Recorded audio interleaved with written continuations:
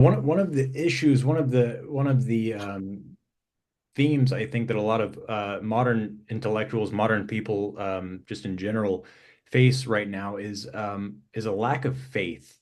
They just need something in front of them for them to believe in or to disregard.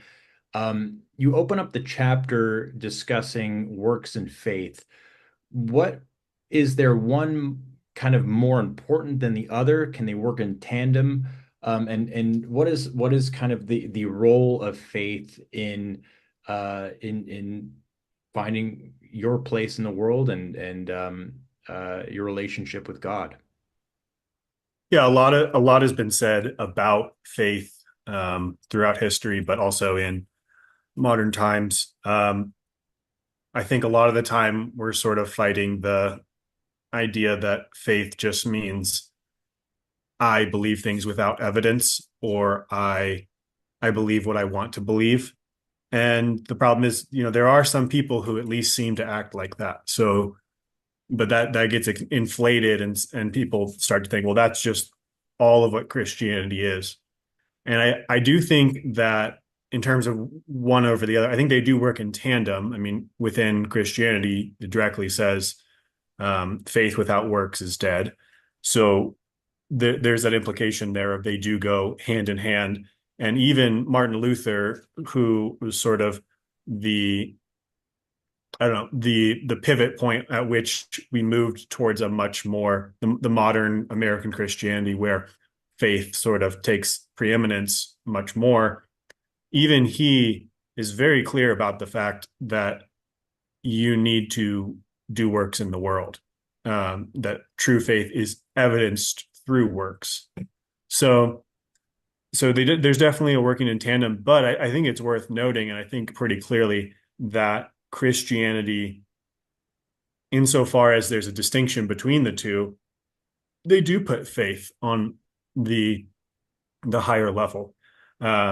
So that causes problems, and has sort of been um, brought about. That discussion has been brought about to through maturity. Let's say that there's sort of an established idea that, well, there's something wrong with the faith over works kind of idea. Even though, Christians have their own criticisms of that, there's still this notion that people don't like the faith over works idea. So I think there's a part of an answer to that, and part of it I address later in the book. But the tact I take in this chapter is looking at how they do work in tandem, and how even when you talk about solely faith, you are talking about something that has an effect in the world. It has causes, it does something, it does some work. Um, so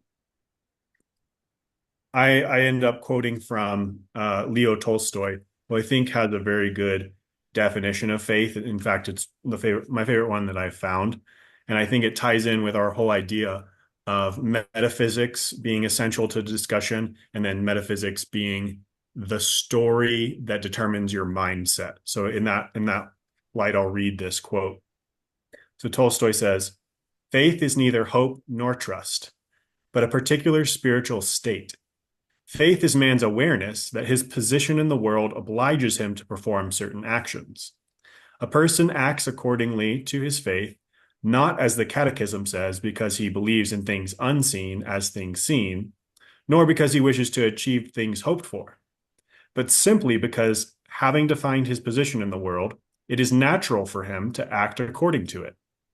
Just as the farmer tills the soil and the seafarer sails the seas, not, as the Catechism says, because they both believe in things unseen and hope to be rewarded for the activity. This hope exists, but it's not what guides them.